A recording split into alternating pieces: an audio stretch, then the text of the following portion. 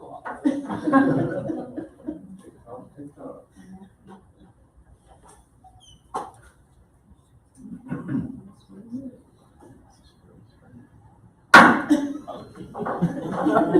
call to order this Rutherfordton County Council, September the 6th, 2023. Thank you all that are being here tonight. All those that are joining us on Facebook Live. We always meet the first Wednesday of every month. You're always welcome to come and be a part of our process. Our first order of business, would you please stand and join with me in our pledge of allegiance? I pledge allegiance to the flag of the United States of America and to the republic for which it stands, one nation, under God, indivisible, with liberty and justice for all. Thank you. You may be seated. We have two public hearings tonight. If you're here to speak on either one of them or both, be sure and sign the form out front that you may have now that you want to speak on those two subject matters. I appreciate it. Now, first is what we call as a citizen concern. This is not necessarily a public hearing, but it's when we open up the floors for any of our citizens that wants to speak on any subject that they want to speak on, just to let the council know your feelings of what you want them to know about it. It does not necessitate a response from them unless they so desire. They're free to speak at any time they want to. It's more of a time for you to tell us what it is and what's going on. So I'll at this time open it up. Did anyone sign up, Jeannie, for a public comment? Yes, Claudia Charles. Claudia, if you would, go to over there, and if you would, your name again and your address, and then I'll let you go. Okay, and then we have 3 minutes. I kind of got yesterday. Okay, no problem. Short because I wasn't aware of that. We'll let you have the full 3 minutes. Okay. So I timed it, hopefully. Okay. So anyhow, my name is Claudia Charles. I live on 394 Fair Forest Drive, and I have also property at 278 North Washington Street. So I'm aware of what properties are worth. I'm going to start with your words from an article published on 10th of March 2023. That was published. It says, in Rutherfordton, values have increased across the board by a whopping 45%. This value, this increase is simply market-driven based on comparable sales of homes. Further, it says in the article, we'd like to make one thing clear. While your tax value increased by 45%, we expect that tax rates will decrease significantly to help offset higher values. The town of Rutherfordton is currently doing revenue-neutral exercises that calculate what the tax rate would be to generate the same revenue with higher values. This certainly does not apply for our street at Fair Forest Drive, nor the surrounding areas. According to Mr. Lawson, Director of the Appraiser's Office, all appraisals within Rutherford Township were done by Mr. Paul Bridges. And every citizen, every property should pay their fair share. No exceptions. That's what I was told. No special treatment for registered historic buildings nor businesses. This was also confirmed from all commissioners, Mr. Benfield, Mr. Robbins, Ms. Baumgartner, Ms. Dyack, Mr. Charles Jones, at our appeal on 17th August. Well, public records show quite the contrary. Homes in our neighborhood had an increase up to 99%. I repeat, 99%. That means over $1,000 more, hundreds of dollars more for one and the same property. This does not reflect at all what your publication indicated on 10 March and doesn't qualify for affordable living. Finding out Main Street business appraisals were way undervalued, actually decreased in value since purchase, shows me there are preferences on how citizens get taxed. Are we in Forest Hill subsidizing downtown? It should be the other way around. Businesses businesses should contribute to pay their fair share, support their community without robbing their fellow citizens. We request equal distribution amongst all of us. The mill rate should go out with the appraisal, exactly showing the homeowners how much money the town plans to collect. That would be transparent. It is shameful that only one council member, thank you, Mr. Giles, did question the budget and signed off on it, trusting appraisals were done right. They were not. Please revisit this unfair treatment and show some decency in this matter. Thank you. Thank you, ma'am. Any other person wants to speak to citizen concerns? That it? I hereby close public comment time. Moving on to the agenda. Council members, you have the agenda in front of you.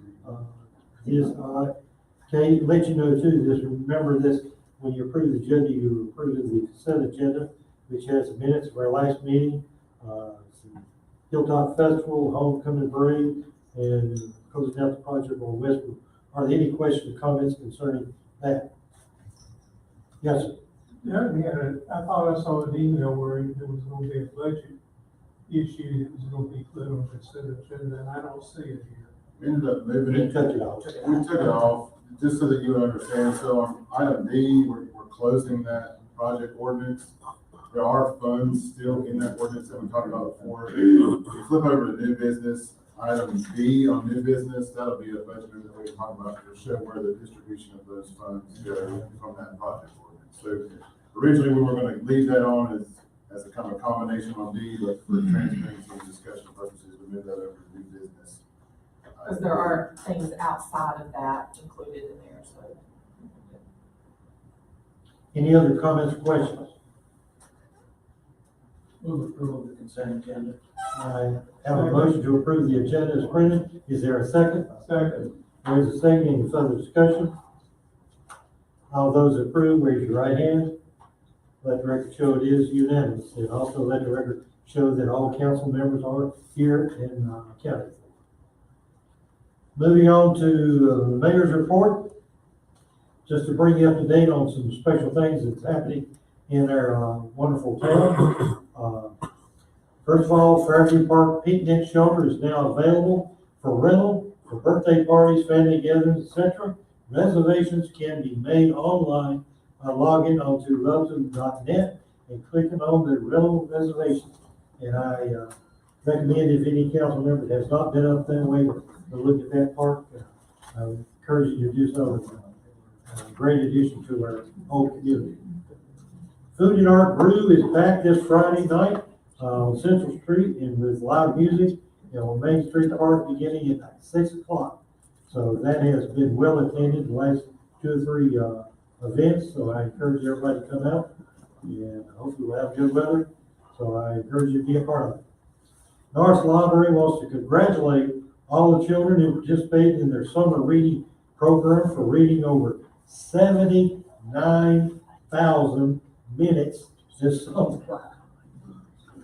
That's a lot of minutes. And go along with that, special congratulations to Luke Moore, first place winner for the most minutes read. And many thanks to North Library Foundation for sponsoring this year's prize. So we congratulate not only those students that participated, but the library for the work that they're doing over there and getting all of our young people involved. Join us at Kiwanis Park for Movies in a Park on September the 15th, featuring Wanaconda Forever, whatever. Okay, movie in the park, nice night down there, so I encourage everybody that's able to get out on a Friday night to be a part of that. And I've been by, have not stopped, I've seen a lot of good crowds down there, so congratulations. September is National Library Card Sign-Up Month.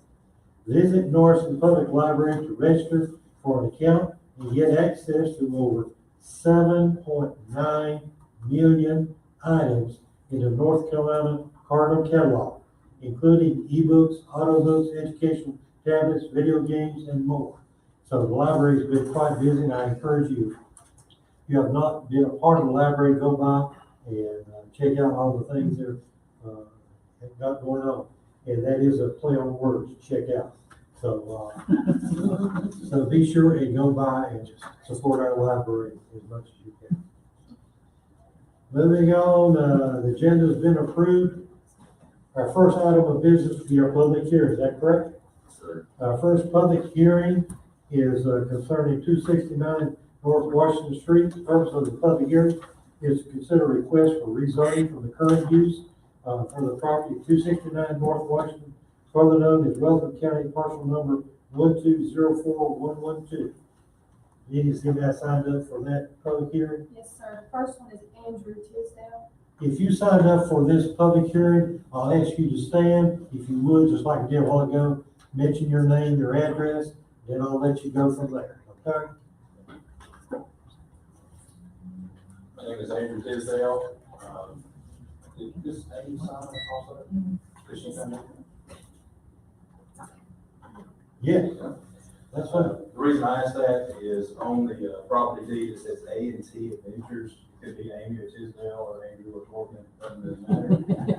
Really, our vision, this is a beautiful place as far as what can happen. And we are both financial professionals. It is a business. We are in a business that does not take a lot of traffic. But what we're doing as a partnership is putting our business under one roof. I am a financial planner. She is a certified public accountant. So if you want financial services, we've got it all under one roof. The biggest change that may happen is there's going to be a parking lot on this side so that we do not cut in any traffic over here and we do not disrupt any of the residential areas that are around. We have great plans, honestly, to make this place a lot more eye-catching. We want to do a lot of landscaping. We're going to do a lot of painting on the outside. On the inside, it's going to be basically, the format's going to be the same. We're going to make it handicap accessible, of course. But it's not going to lose its historical feel. We believe that this is just an image of what we provide for professionalism and just homey, comforting advice for everybody. I just want to give anybody a chance to ask us questions. We haven't been able to really talk to people. This has been Really, we just let you speak, and then we'll go from there. You're welcome to speak more if you want to. We're not charging you any extra. I think we just take a break then. Well, we thank you for being here. Anyone else sign up? Amanda Mashman.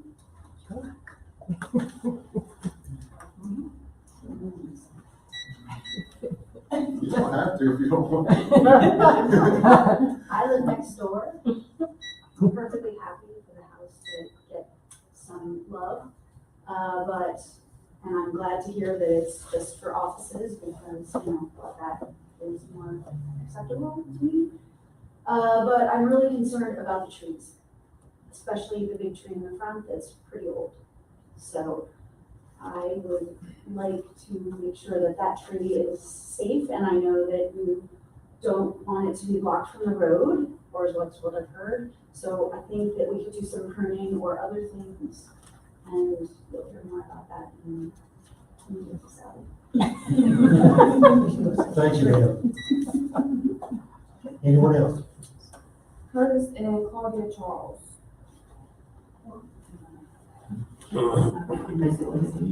Sorry? Just name and address again. Yes. Okay. I sat together with my husband, obviously, we discussed this issue. We having a property at 278 North Washington, and I think I'm a professionalism, also in a profession, knowing how to renovate historic buildings. The proof is right there on 278 North Washington. So, not sure if this public hearing will change anything that has already really the support of the zoning board. And I got the feel out of the town leadership. You are not the neighbors of that property in question today. Maybe it's just that we follow protocol that, we had a public hearing, we actually have this already figured out. But anyhow, let's find out. We are not in favor of rezoning 269 North Washington Street. First and foremost, we are disappointed that the expensive research done years ago to change Sixth Street in a one-way street has not been started, not completed. I don't know what is the status on that one. One-way street. So to add 8 additional parkings in place, that's according to the plan, where it's already tight. I feel that is not a good decision. We also know firsthand when we wanted to rezone our property, Mr. Barrett said, he will not allow to rezone single properties in a block. We asked about the single commercial building down in our block, and his answer was, that was before my time. So why can we consider all of a sudden that a single residential place can be single in a block as a multi-use unit? Are we having different standards for different people?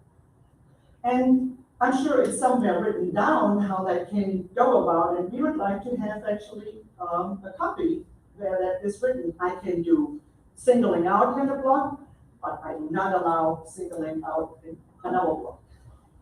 So, multi-use for what? I think it's great that somebody actually would like to do something with the property. That I must say. What kind of offices? How many offices? What are the opening hours? Actually, nothing has been defined. What's gonna happen in that office? I live right across the street. There's a lot of traffic, two-way traffic, 6th Street. And I feel seeing the traffic coming out of 6th Street on the west side, it's a lot of traffic. People don't put their signals on. It's really actually a hazard. That's why I really would just like to see that one way.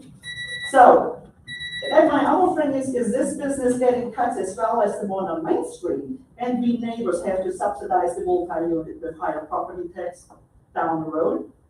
And I feel like there are plenty of downtown buildings that need renovation that are better suited for offices and keep our residential area a residential area. Thank you. Thank you, ma'am. Anyone else? Caitlin George, Just state your name and your address. My name is Caitlin George. I live at 177 West 6th Street. So this property is 2 houses up from my house.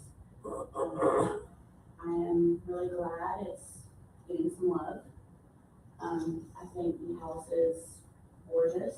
It just needs some help. The one thing I am concerned about is the traffic and the parking. That street is already really tight. I live on that street. A lot of cars already park on the road. I'm concerned with you saying that you're gonna have parking over on this side. I know you guys don't wanna be on the front on the 2-lane road, but our street is already clogged as it is. People have driveways that don't use them. So I'm happy to hear that it's gonna be offices. I would rather have it stay a single family unit home. That would be my preference for someone to live there.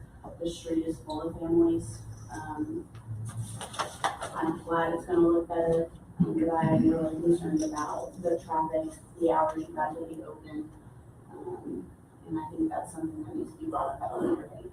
So the people that actually live there and use that street, that is a dead end, know what they're getting in for. That's it. Thank you, ma'am. Anyone else? Sally Cowan, Name and address. Thanks, sir.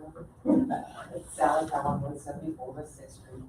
I just wanted to say I've conversed with Doug a little bit today to get up to speed, and it sounds as though that the NB1 designation does put that property in a position of having very low impact office use, which is a totally different story than it would be proposed as a commercial rezoning.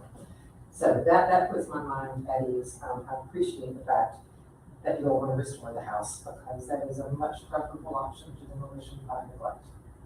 And it can be a beautiful property and good health. So I don't have any issues with that. Like Amanda, I do wish to see that the very large, mature healthy tree that's in the front yard be looked at by an arborist who could give a recommendation for several opinions that would put it into a shape and a scale that leaves the house very visible for your purposes, but doesn't unnecessarily cut down a really beautiful mature tree, because big old trees are part of what the historic zone and venues and neighborhoods sold.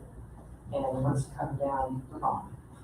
So that's one thing that I just want to see get some proper evaluation.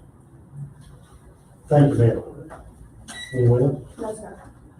That being the total number on the list, I hereby close the public hearing on item A.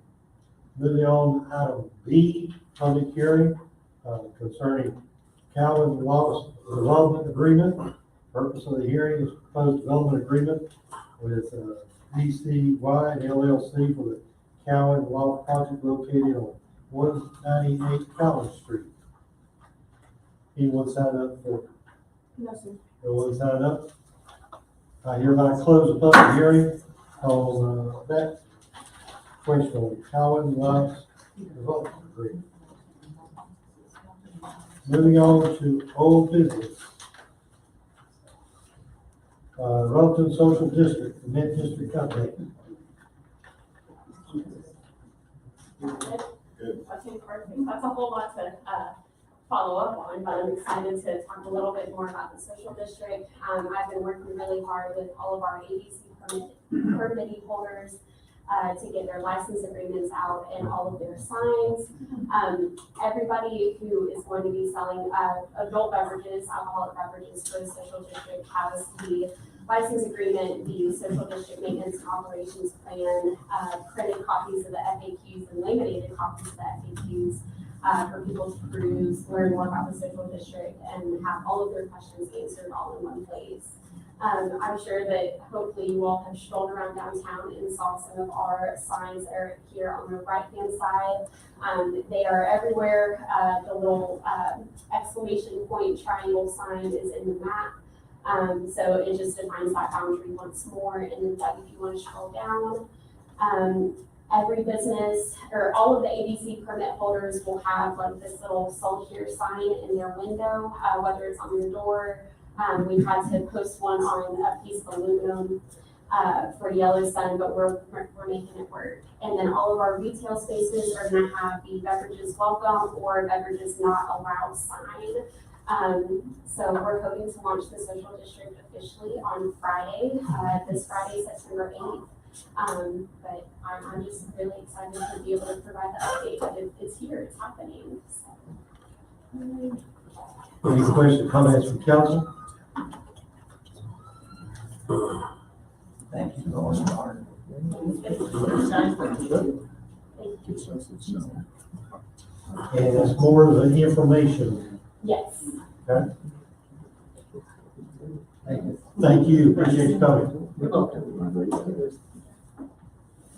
I believe that is all of the old business, is that correct?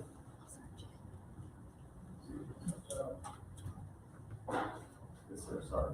That's fine, no problem. Moving on to new business. Item A, 115 West First Street, offer to acquire a donation of real property.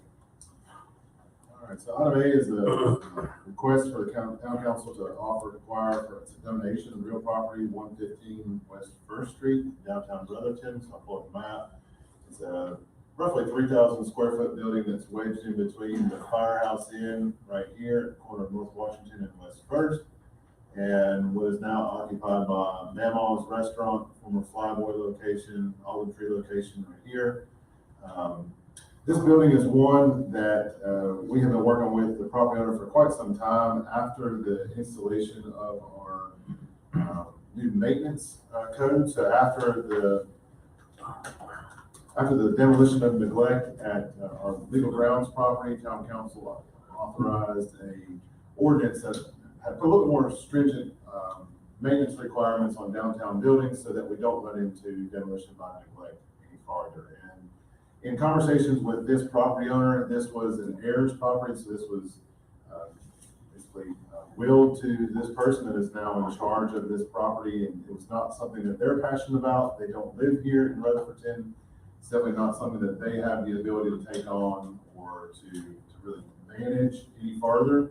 And the building is starting to show some signs of demolition by neglect. And so they are offering to donate it to the town. In our due diligence period, we have found that this building was the site of a potential former dry cleaners, and we have done some soil sampling there. We have found in one of the 4 test locations inside the building that one of those locations near a drain does show signs of some petroleum-based product that was used back in the 50s for dry cleaning. And so a lot of times when people hear the word dry cleaning, the chemical that really had the impact was the manufactured chemical that was heavily used in the 60s, 70s, and 80s. This is a chemical that predates that. However, the state of North Carolina does have a dry cleaning solvent program where they come in and clean up properties. And so the cost to enter that program would be $1,000, and then you share the cleanup cost with the state. The town will be responsible for 1% of the cleanup cost for that dry cleaning business. But it would allow the town to help avoid a demolition by neglect property in a proactive manner. We would be able to get the donation, enter into that state program, get the property cleaned up, stabilized, and then turn back out to for town use or outside to the private sector for more use downtown. So it gives us an opportunity to step in now before we get to a point where we're facing an imminent collapse or roof failure, do the appropriate environmental cleanups in partnership with the state at little to no cost to town, and then turn that back out for businesses to utilize. So with that, I'll stop and ask any questions you may have. There is a survey that we have asked, that we have commissioned, so that there is,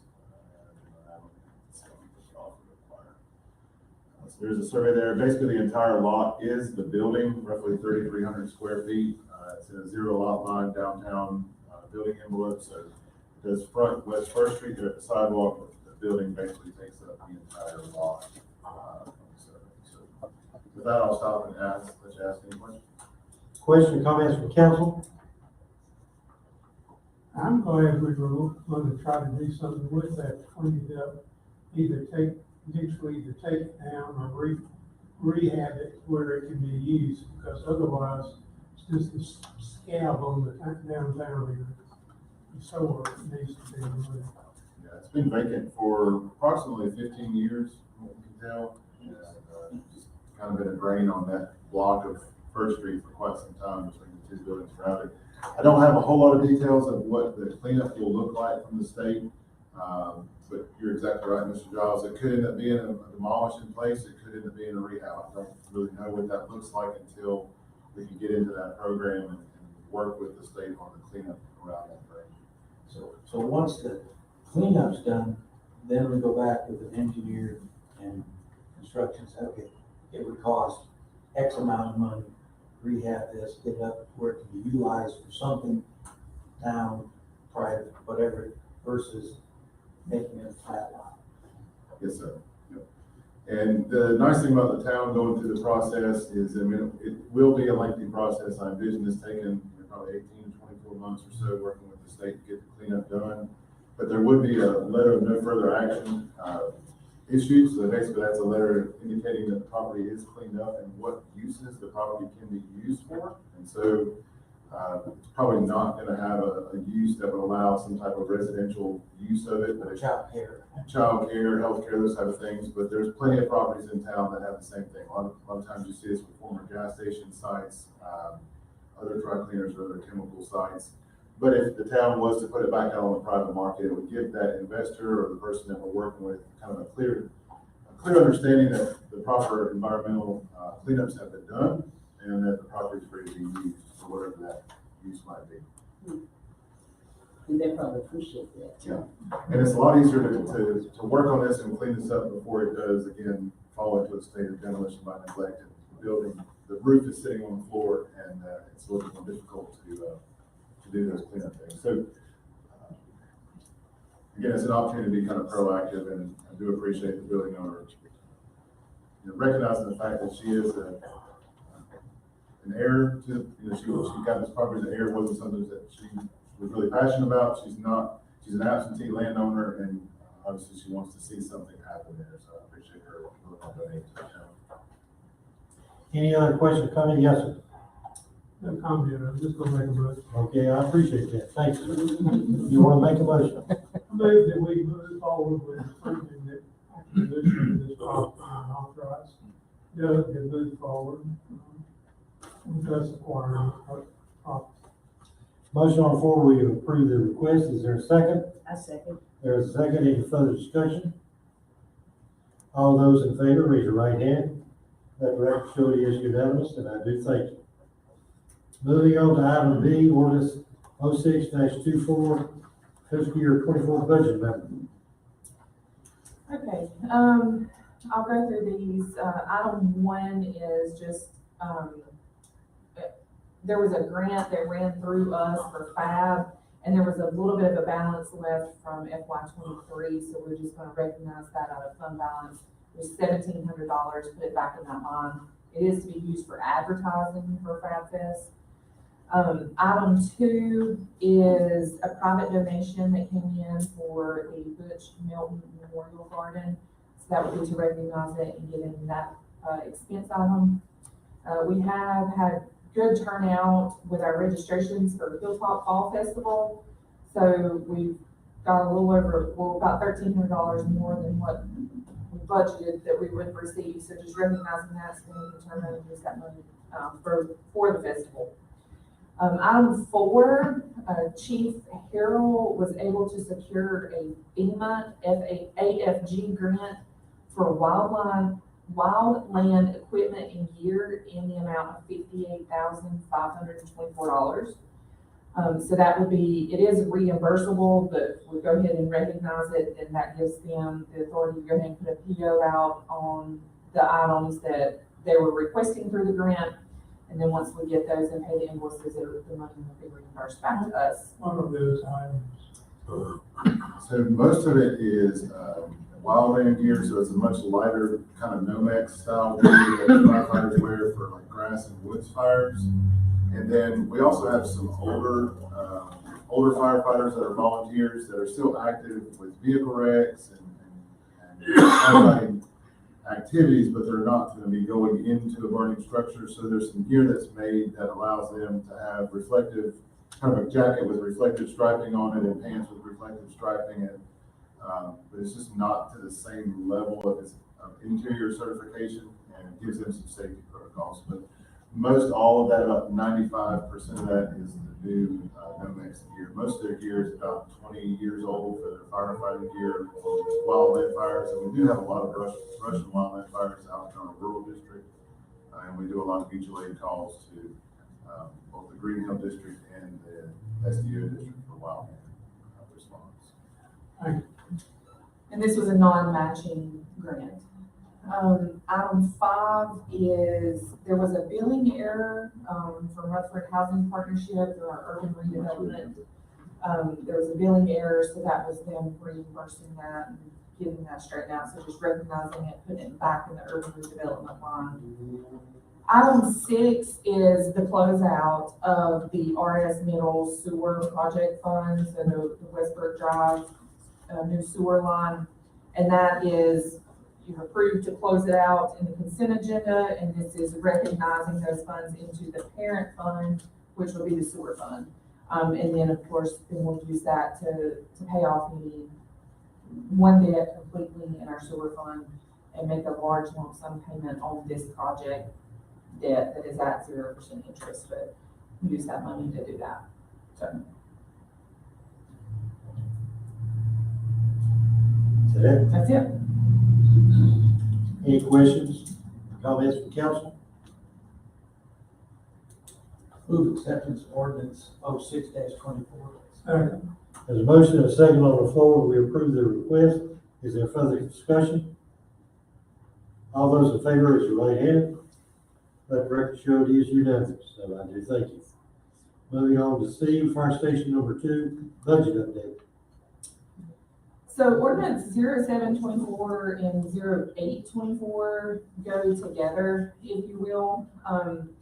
Originally, so we received money from the state in the state directed funds grant, and we were instructed that those funds had to be put into a special revenue fund. So they had to be put into a separate fund. We set that fund up, and then through working with the auditors, we were going to expense out of that fund, but since the project of fire station number 2 was crossing 2 fiscal years, they asked that we set up a project fund to make it easier for financial reporting. So this is basically, what I'm doing is showing that originally I had put that we were going to expense construction out of this, but we're not doing that anymore, so we're decreasing it and we're transferring it to Fund 26, which is the next ordinance. In the meantime, I'm also recognizing the interest that was earned on these state funds so that we can use that at Fire Station 2. So, and then if you look at 0824, you'll see the exact same amounts, transferring the money in to Fund 26. Originally we had it listed as a grant, but that's not, it didn't come into that fund as a grant, it's coming in as a transfer. And then that extra 14,000 that we're recognizing in interest, we're just putting it there for construction costs of any more equipment or anything we need. And we've got to recognize it, and by the state grant, the interest earned on the state grant has to be used for the purpose of the grant, which is Fire Station 2. We're not spending it yet. No, but I mean, we can't put it in our general fund. Yeah. You anticipate that these funds will totally pay for Station 2?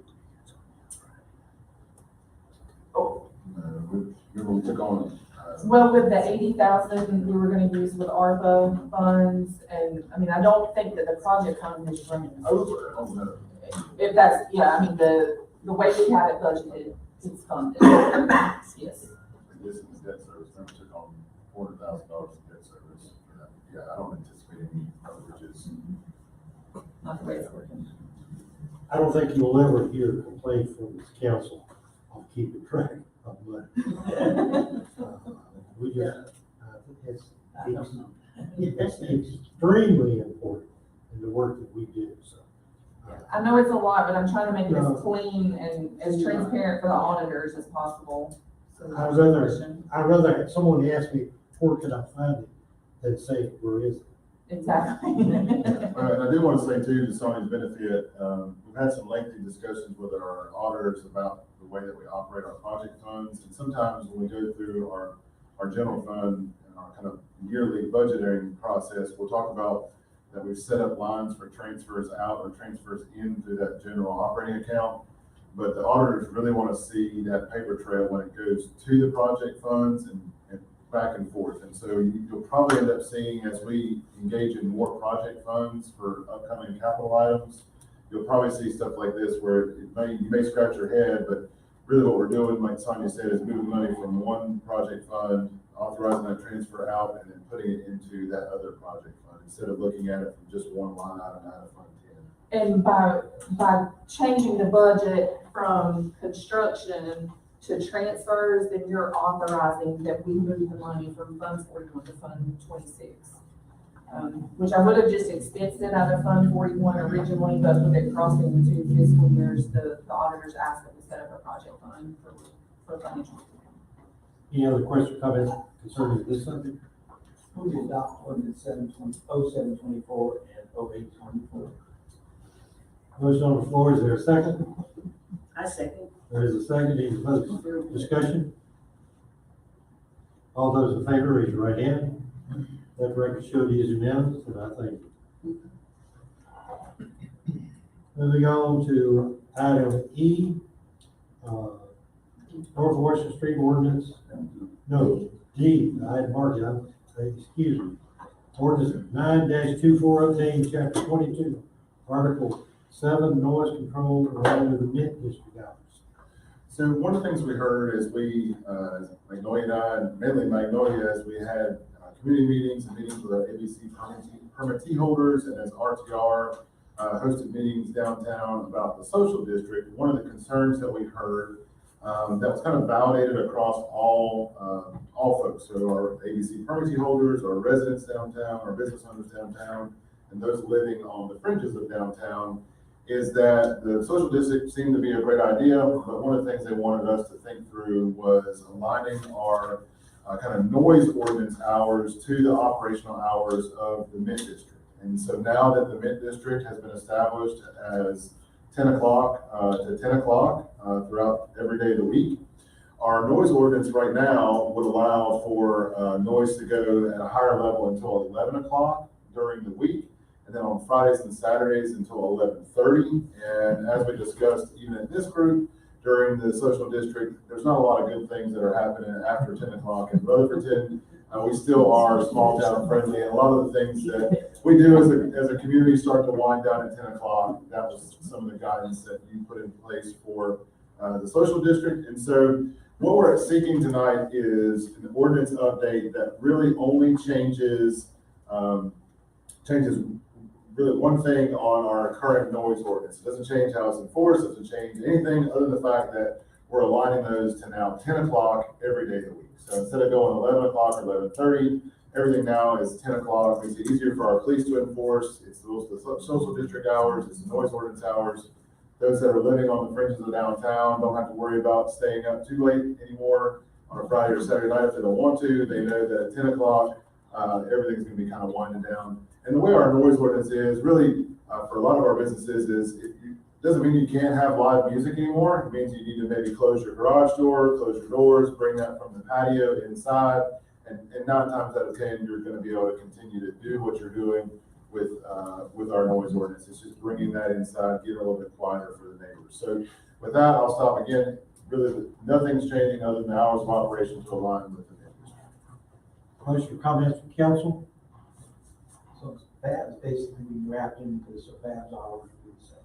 Correct, and Fab pretty well is wound down by 9:30, 10 o'clock. Usually their last band is done by the 9:30, 9:45.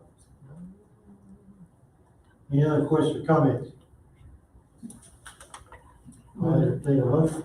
Move the updated ordinance, 0924, updating the ordinance to align with the district hours. Motion on the floor, is there a second? Second. There is a second. Any further discussion? All those in favor, raise your right hand. Let the record show it is unanimous, and I do thank you. Moving on to item E, ordinance 10-24 concerning 269 Washington Street. I do want to, before we kind of go into this, I would like to set up some of the history of this property, and I also like to introduce Ben Bordeaux with the Foothills Regional Commission. And so, a couple months ago, we reached out to Foothills Regional Commission. We know that there are some additional planning items that are going to be coming in front of the planning board. The planning board has some goals to do some small area planning.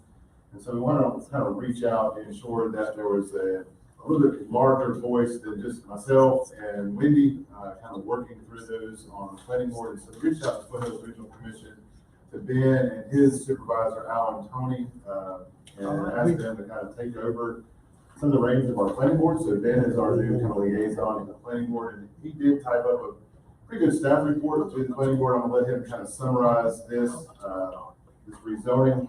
But the property has gone in front of the planning board at their meeting last month, it went in front of the Historic Preservation Commission at their meeting last month. As you can tell by tonight's meeting, the property has been signed, the public hearing was notified, and then all of the property owners, again, that are in the audience tonight were notified of the hearing. So with that, I'm gonna kind of turn it over to Ben, let him Sure. talk. So the sort of gist of the rezoning is, the initial request was to change that property over from single-family residential 3 to Main Street. And looking at Joel's UDO, me and Alan discovered that it stipulates that Main Street should only be expanded in contiguous fashion. So using the Main Street districts would not be really an appropriate rezoning. If you look at, we looked at mixed use 1, I believe. Yes, mixed use 1 as the alternative, which would allow for that rezoning without the stipulations associated with Main Street. And it also had the upside of having a more restricted set of uses associated with it. So it could be used for residential use, it can be used for light office uses, but you're not going to see, say, a restaurant in that district. So that's pretty much it. A couple of things that, just listening to the residents around during the public hearing, a couple of things that were addressed by the planning board that we want to kind of bring forth tonight. The applicant did originally look at some additional parking, but reduced the parking down to the minimum required by code. So the minimum parking requirements by our code for office use is what's reflected on the site plan.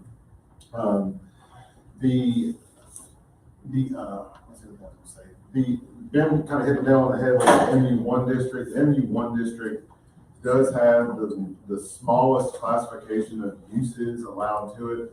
Restaurants would not obviously be able to use there. There are some retail items, but they are very small.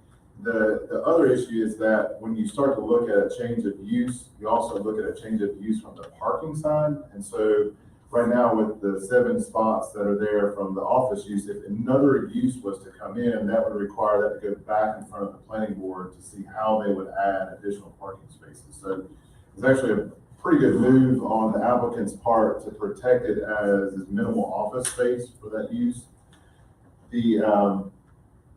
What's the other thing I was gonna say? I heard one of the folks that left up front, those folks have a property right across the street.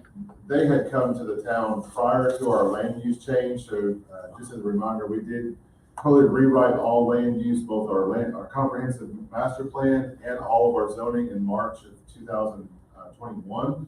And so prior to that, we did not allow for spot zoning. We did not allow for conditional uses. We did not allow for use districts to be outside of other districts. And we did not have what we call our transitional zone downtown. And so one of the things that came out of our 2040 plan, listening to residents, was that we wanted to try to protect historic structures at all costs, recognizing that there was a trend along North Washington Street from existing businesses that had already renovated homes and are creating offices on North Washington. That transitional district goes from Court Street to 6th Street and encourages the town to look at ways to preserve those structures in their current use on the land as historic structures when there are opportunities to preserve them through office use or minimal impact uses.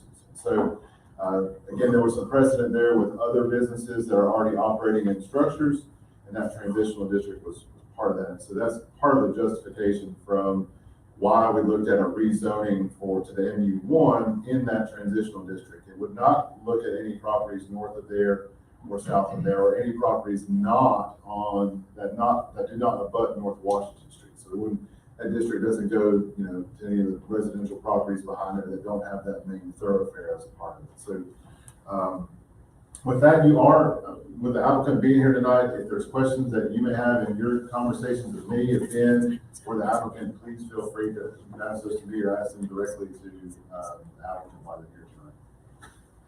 Yes, sir. During the comment period, there was concern about the 6th Street project. And we had already talked about that at a previous meeting, that's somewhere in the middle to go forward. It is. The signs, I think we've already picked them up. We ordered signs. I think we have them, but that is on our work plan for this fall is to get that done. So it might be worthwhile to let them know that that's in the middle. Yep. Can you maybe give a little bit of detail on what that is? What that use in summary? So, probably about a year ago, the council voted to make 6th Street between North Washington and North Main one way from North Main to North Washington. So there will be no more two-way traffic.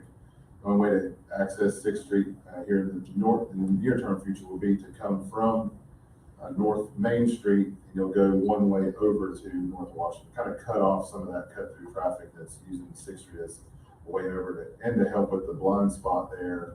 If you're trying to make a left or right-hand turn. The way I go to work every day.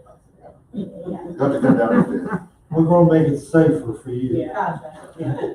No, that street is really bad. Like people come really fast and Any other questions or comments? Council, yes, sir. I did hear comments concerned about trees. And don't know what we have to set expectations, but I sort of agree that, trees that are 100 years old, we ought to try to keep. So that was one of the conditions of the Historic Preservation Commission. And the commission did kind of go back and forth on that in some debate. But if the applicant's here tonight, they can kind of speak on that behalf if they're willing to keep the tree. It's really not a condition of the rezoning. The Historic Preservation Commission did allow for the tree to be removed, but there would be 2 additional trees put back in its place. Again, we can't really make the tree as a condition of the rezoning, but if the applicant wants to agree to try their best efforts to save the tree and to look for ways to prune the tree, they can definitely speak on that tonight. We can't make that as a condition of the rezoning.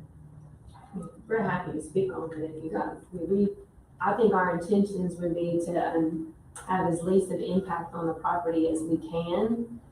We have been told that the tree right now is a danger to the house. So currently the branches go into the main structure in the front of the house, and they have grown together because of overgrowth and neglect with some other tree canopies. And at this point in time, they are a hazard to the home. So and they have some dead portions that we would have to address. So I think our interest is to do what is best for that property, what is the safest and best for the property. And if it comes down to that it is a hazard, then I feel like we would make the decision to remove the tree. If that tree is not a hazard and can be left and made beautiful, then I don't think we would have an issue with that. I can confirm that there's people, on standby when and if we get approval, that they will be looking at it. We don't want to, but we can't make promises. Turn it back, possibly. Yes. Yeah, we can't make a promise. We gotta look at what's all that is for that. When you got the nature, that could bring that tree down.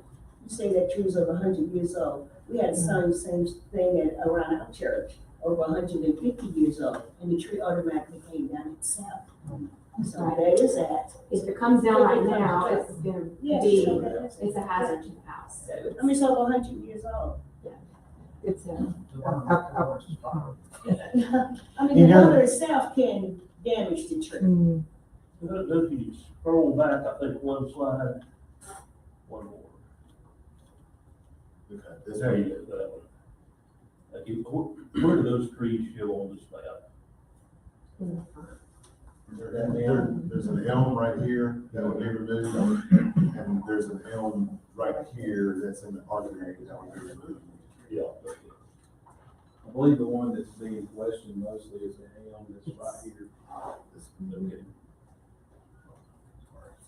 and we did try to revamp, in the parking area, if you'll notice, we did all that we could to create landscapes around the current tree structures and put parking around those without removing those trees. Can I say something? Yes, sir. Okay. I was just gonna say that I had spoken with an arborist today and shown them photos of the trees. Their estimation was that it was perhaps 50 years old. It was not 100 years old.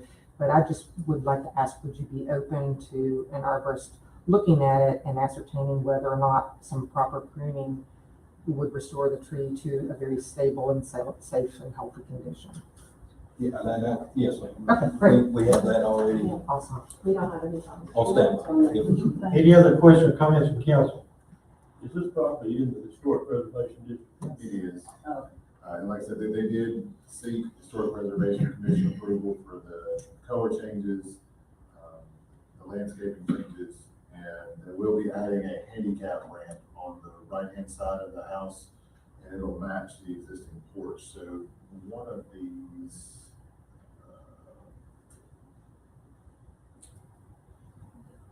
what's this one?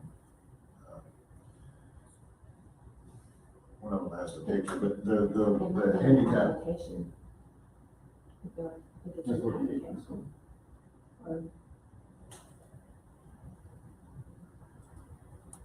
in that one. But there will be a small handicap ramp that comes off this side, but the architecture will match the home. All that went through the historic preservation commission. What comments did they have concerning adding all these additional parking spaces?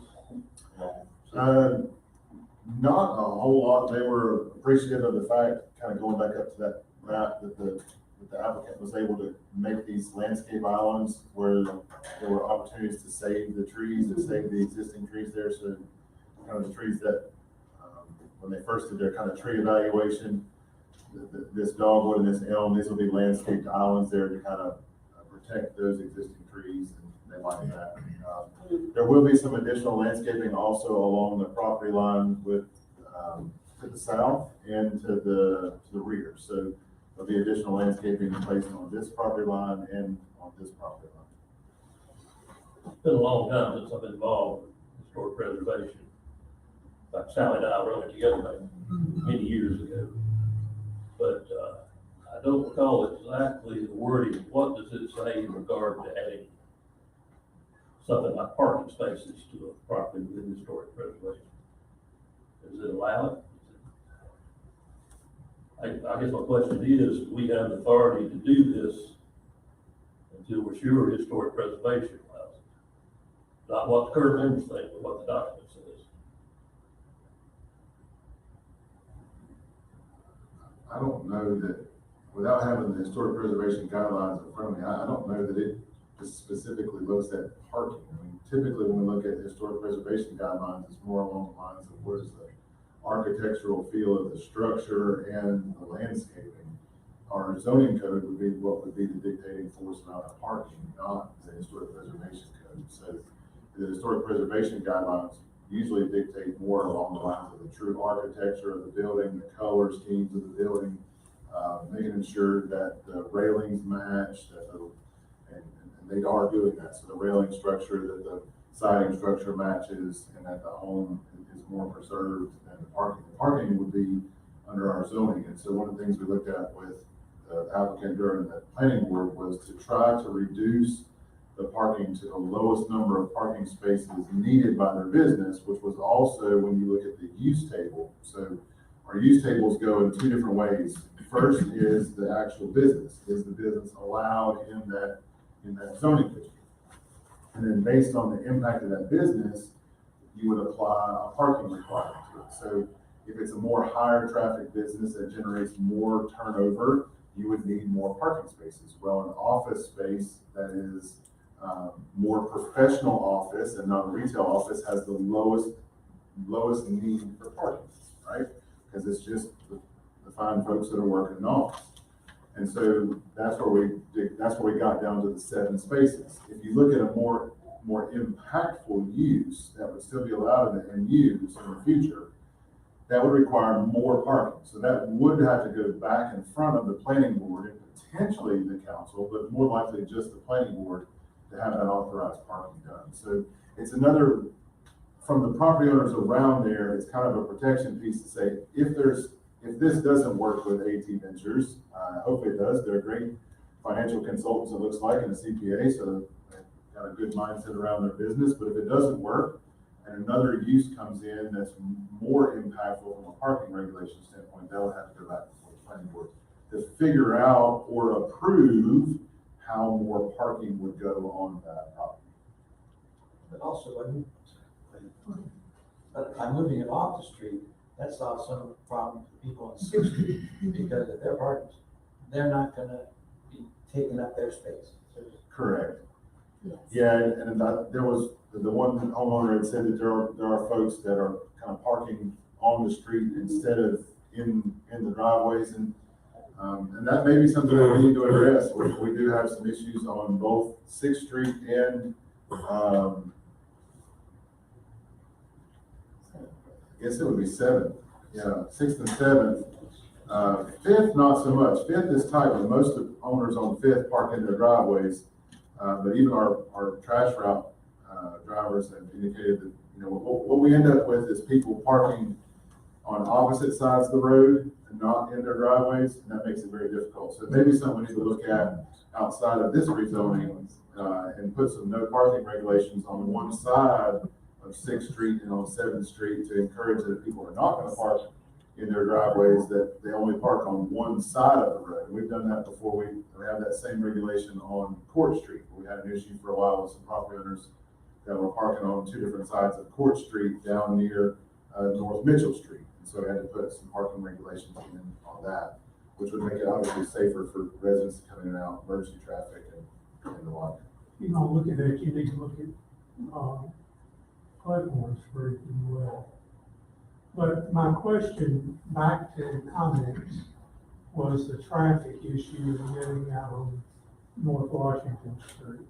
Is there a problem there? I know that's, you come in from my house down, it's right after you get through the curve, which is pretty sharp. And there are cars at times. I just wonder what the traffic, y'all looked at the traffic issues.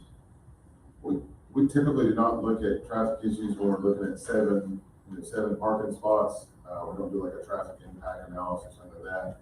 I can tell you that we do have a traffic concern on North Washington Street from speeding. The speed limit is 25 miles an hour. And it is not obeyed. And it's not by the fault of the Rutherfordton Police Department. It's drivers in general coming in both directions on North Washington Street that do not obey the 25-mile-an-hour zone from Maple Creek Road into town. It's 25 miles an hour. And that's not a single person. That is a problematic issue that we have across town, that speed limits are not. Our police department and our 15 law enforcement officers can spend their entire day writing speeding tickets. It's not an issue systemic to Rutherfordton. It's a national issue that I hear from my peers, that people need to slow down. And it's a state highway, so we can't put traffic on it, so we talked about that before. But yes, North Washington is one of our, unfortunately, North Washington, Main Street, those two areas there are perpetually over-enforced and under-obeyed. That intersection is the one that's the worst one in the street, in my opinion. Any other questions or comments from council?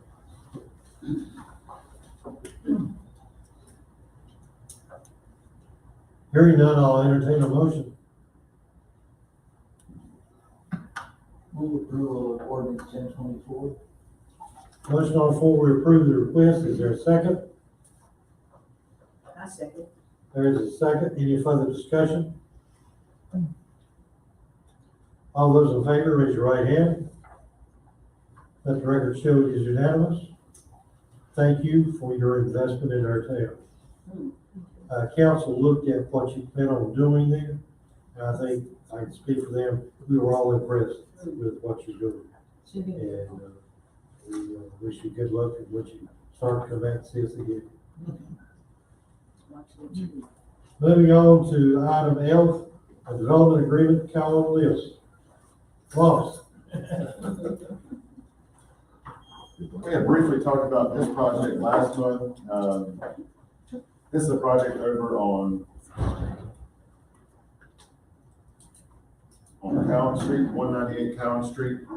This is the project right behind our current public works facility, off of East Second.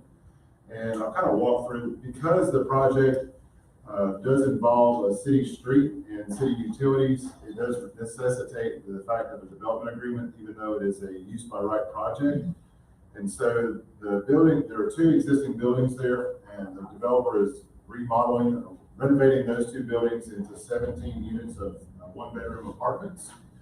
And there's two kind of critical issues. Issue one is that coming off of Sheehan Street, it's actually inappropriately labeled here. It shows it's Ravenwood Street. It's actually Sheehan Street. There is an existing sewer line that comes down and goes under the corner of this building and then through this open patio here between these two buildings. It's an old terracotta line. And it's one that was on our radar list to go ahead and replace anyway. Now knowing that we'll have at least a minimum of 17 residents living in and around that sewer line, it was time for us to work with the developer and move that sewer line from its current location back out to the property line so that we don't have any foreseeable issues in the future. The other issue is that this project is done in 2 phases, and phase 1,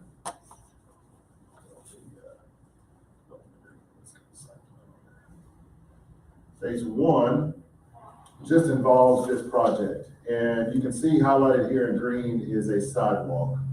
If we were to enforce our zoning code the way it is, because this is a 2-phase project and because the property fronts Sheehan Street, the developer would only be required to put sidewalks on Sheehan Street.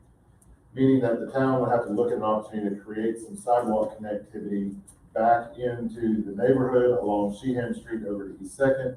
And we do not have sidewalks on either Sheehan Street or East 2nd Street.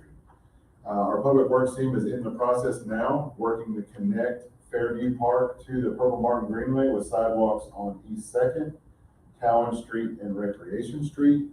The other piece of funding here would be to work with a developer for up to $10,000 to go ahead and install this sidewalk along that future extension of Cowan Street.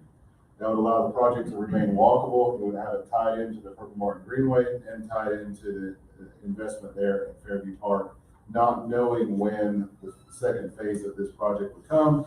And it would substantially decrease the town's cost of trying to install a sidewalk with some topography issues on Sheehan Street. Sheehan Street is very tight, very narrow. There's some topography issues on both sides of the road there. And it would not allow for any connectivity. So even if we did run a sidewalk there, it would not be connected to any of the other towns' sidewalk infrastructure. So you've all heard about the bridge to nowhere, that would be the sidewalk. So those are the 2 components really of the development agreement. It does outline the 17 units, it does outline the elevations, it does outline some timetables. They do expect this project to be wrapped up before the end of the year and ready for rentals in January of next year.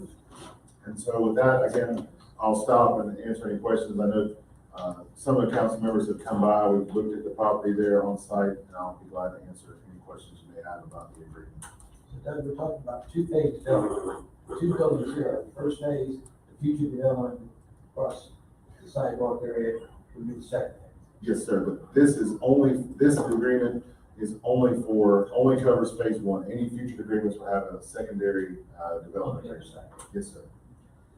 Any other questions, comments from council?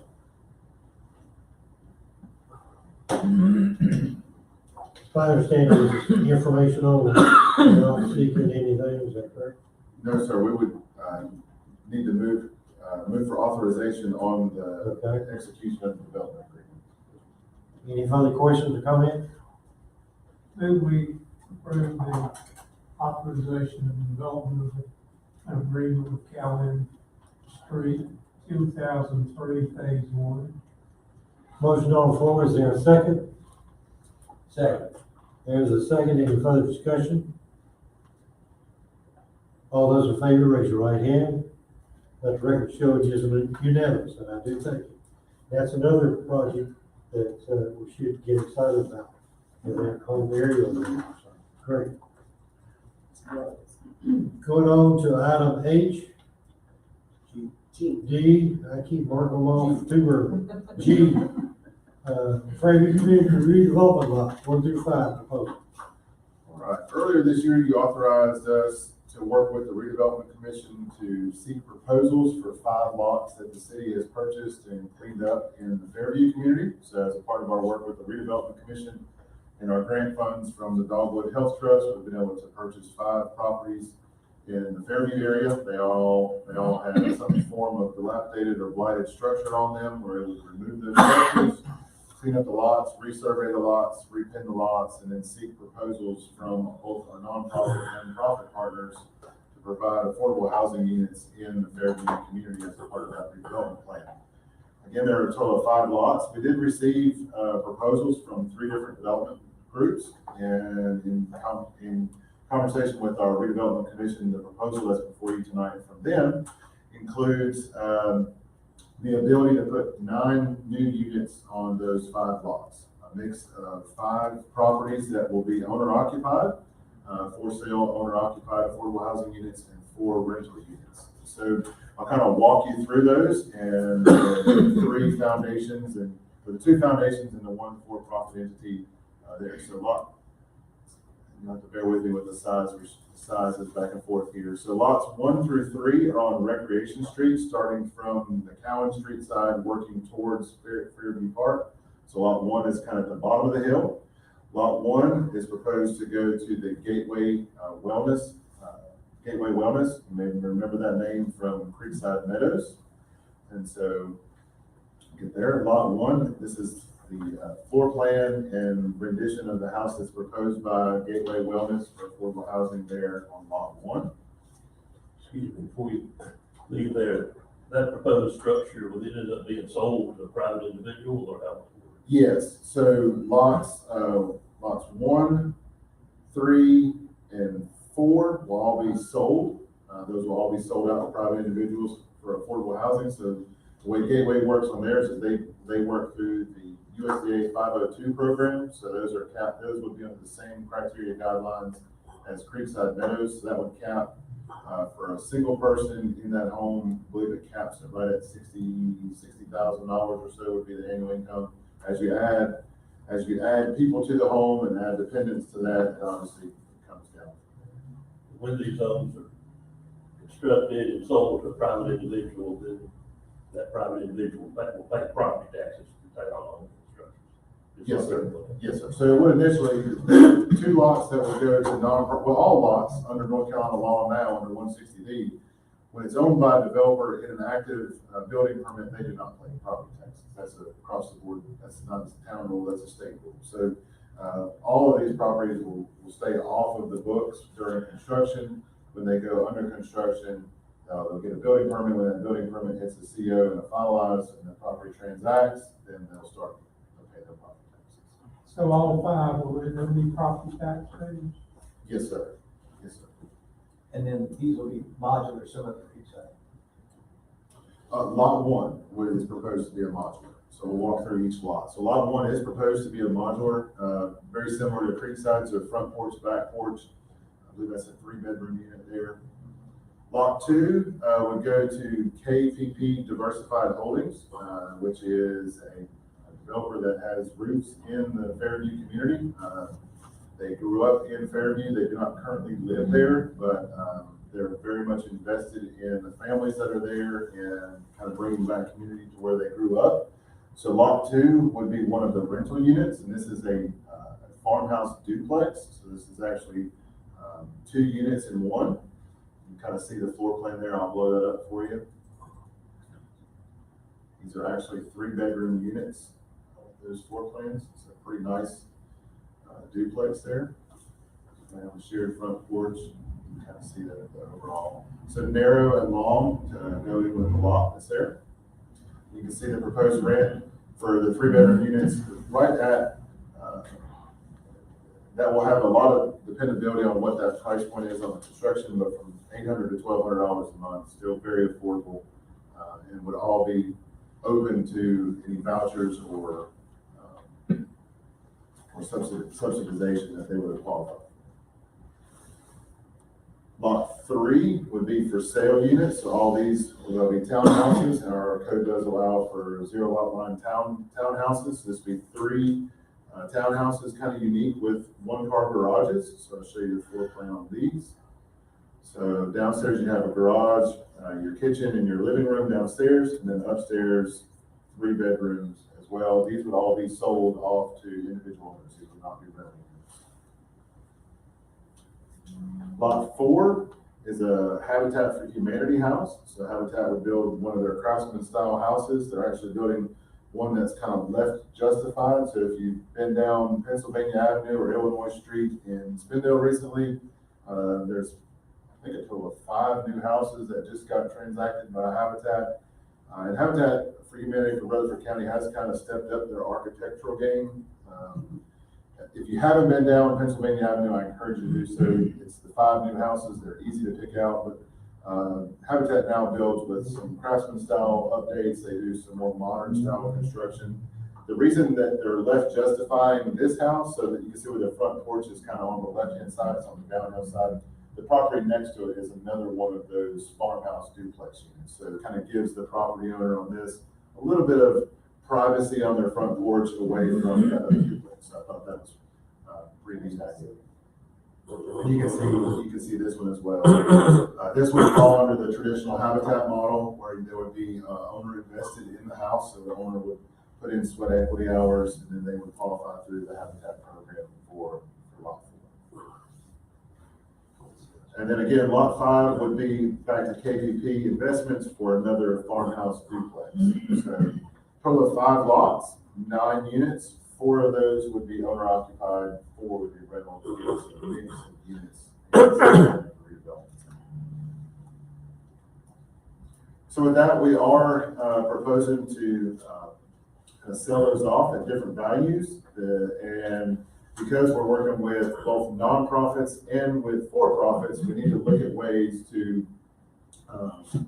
kind of make sure that we have resolutions that authorize these in different manners. And so there's 2 resolutions, Resolution 0424 and 0524, that kind of authorize us to transact those properties to our nonprofit partners, to Gateway Housing and to Habitat for Humanity.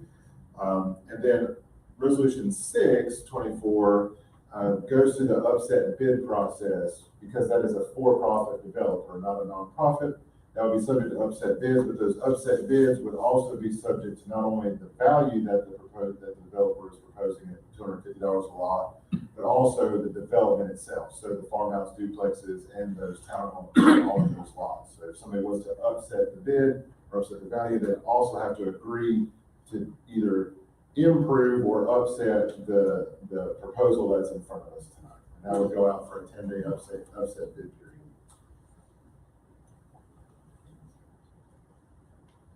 Comments or questions, council? Yes, lot number 4, all the other lots, the town has very minimal investment in it, $200,000. But lot 4 looks like Yes. the town put out $30,000 up front and ended up getting back about $17,500. So the town had to be invested about $12,500. What's the story there? Thank you for bringing that up, and I apologize for skimming over a couple things on the agenda here on the line. So the main purpose of bringing back housing to the Fairview community was try to find a way to ensure that we had mixed incomes, to have affordable housing, but then also to support some of our nonprofit partners that are working in the housing arena. Habitat for Humanity is really a losing entity. They are subsidized by donations from the community and philanthropic partners. And I also sit on Habitat's board, and I can tell you that the last 3 houses that Habitat did, if you look at the true profit and loss statement, they lost about $12,500 per house. And if it wasn't for the Stonecutter Foundation in Spindale, those houses would have never happened. And so what they're asking for from the town, because we do have grant funds that are authorizing us to work in this arena, is they're asking the town to chip in $30,000 towards the house. And then when the house sells, they will return back $17,500. That allows them to cash flow as a nonprofit, to build these homes and to keep them in their Habitat program. Because those homes are sold for somewhere in the neighborhood of around $150,000 to $165,000, they are truly sold at that cost. And that can only be done by financially contributing to that process. And so they are asking to do that. The funds truly do flow through the town, but the funds we are using are coming from our Dogwood grant of $500,000 that would go towards this purpose. So we do have the fund. We do have grant funds in order to sustain that contribution. And money would just be under the 175 left, or would just be under the 500? So this would roll over into the $500,000 grant that we got from Local Health Trust. We are just about through it with the $175,000 grant. And our, the $500,000 was kind of our grant performance was to look at the ability to create, retain, and sustain 20 properties. And so this is a huge win with us really kind of investing, the money in Habitat for 9 new units towards those 20. And so I felt like this was a really great opportunity for us to bring new housing, really a low value when it looks at all the lots combined together. And I will say that the redevelopment commission passed the first round of the redevelopment plan. It'll be at the planning board in next Thursday. So the next planning board meeting, the planning board will look over the redevelopment plan, and that plan will be before council at the October meeting. So you'll be able to go into more depth about what our housing goals and priorities are for that $500,000 grant. Any other question, comments? Council, yes, sir. I move we approve resolution 0424, 0524, 0624, disposal of power lots. Motion on the floor, we approve the request. Is there a second? Second. There is a second. Any further discussion? All those in favor, raise your right hand. Let the record show yes, you do. Thank you. Yes, sir. I do want to say before we move on there, on resolution 0624, that will start the upset bid period process. And so we'll advertise that lot, go out for 10 days. Barring no other bids, those will close after the 10 days. And then the final authorization will come at our October meeting. So we have to go through that upset bid process. Then there'll be a secondary resolution under state law that would basically formally accept the bid from KPP and then authorize us to transact that sale. So I did want to tell you that that'll go during the month of September. We'll go through the bid process. And then in October, we'll be back with either an upset bid or the bid from KPP. Ready to move on? Yes, sir. Thank you. Moving on to item H, ARP fund discussion. All right, and I thank you, Mayor.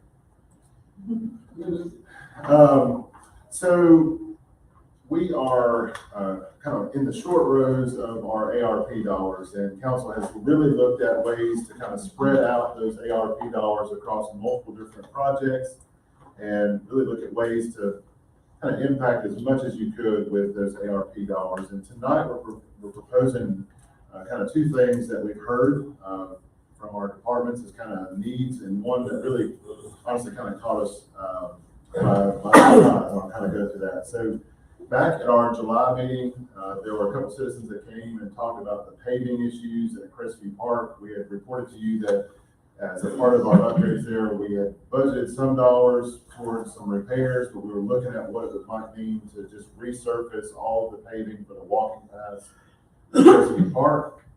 We did get that quoted. It's at $42,470 to allow us to resurface all of the walking paths at Crestview.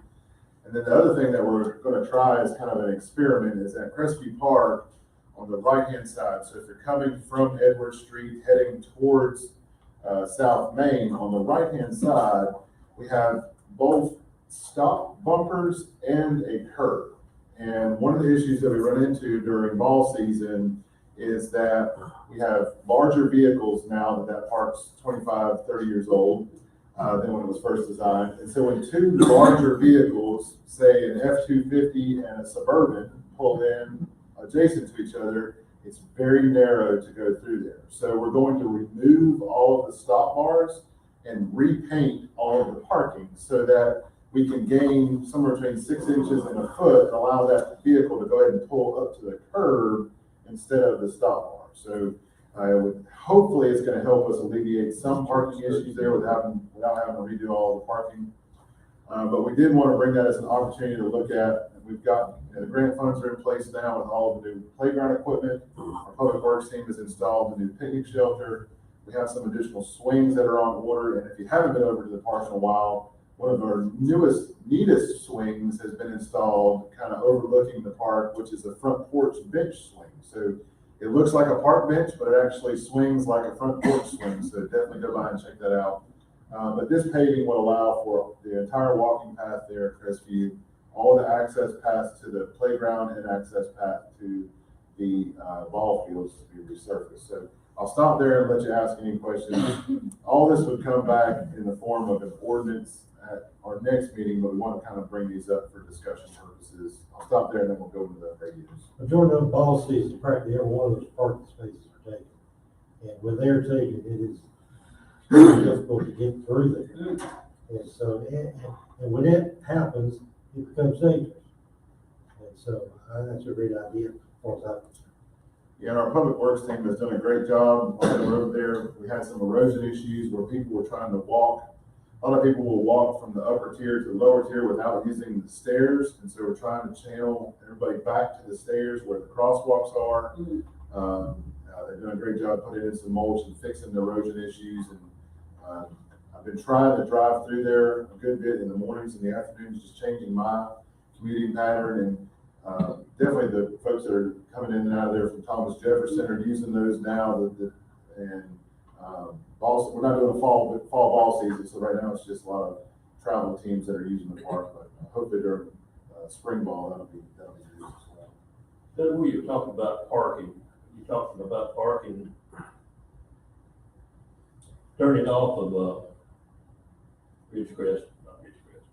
turning off of Crestview into the park. Yeah, So am I parking on the left or on the right? On the right-hand side going Okay. down, there are stop bars, and then just behind, just maybe 6 inches or so, Keith, behind the stop bar is a curb.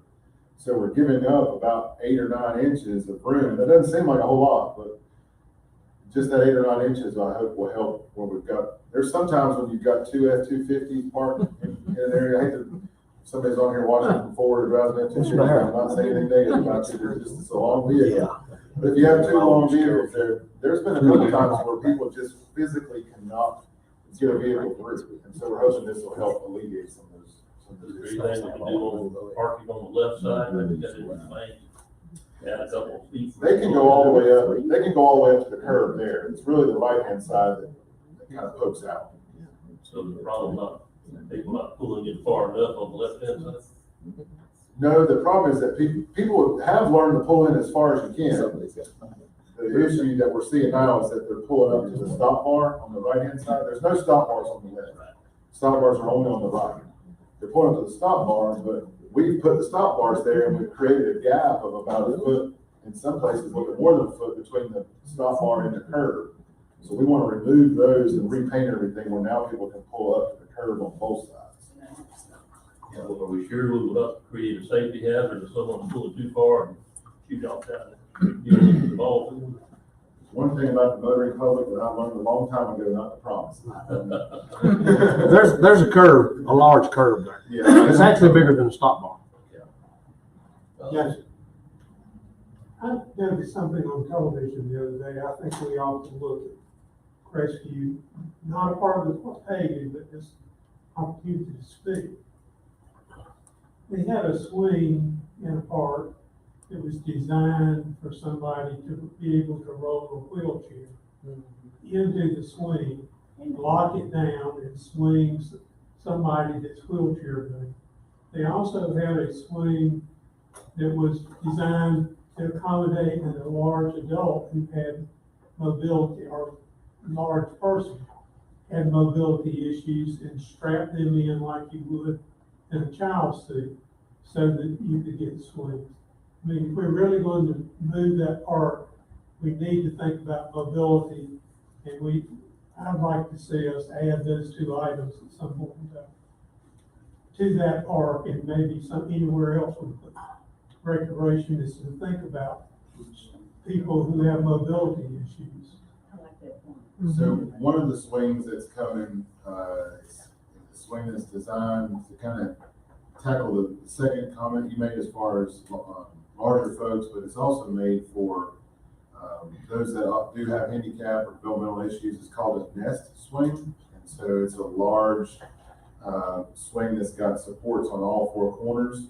And it's really designed for parents to sit with, special needs children, or for larger folks that can't go on to another swing to sit and kind of, have some sensory there. And so that'll be one of the swings that it's on order, we just haven't, it has not arrived yet. We just need We to definitely think know about that. that as we look at swings and recreation. They'll pick up all of it. He likes that. The other item is fire department radios. And one of the larger things that we did early on was to buy new radios for our police department. And for a long time, we knew that there was an issue kind of on the horizon with our fire department radios. And right now, we have 2 radios that we use at the fire department. Both operate under that Viper platform. One is a little bit older radio, and one is a little bit newer radio. We did not anticipate any issues with our newer radios at all. We knew that between now and 2025, those radios would have to be reprogrammed. But usually that's a simplistic, really plug into a computer and reprogram, just as you would anything else that you own.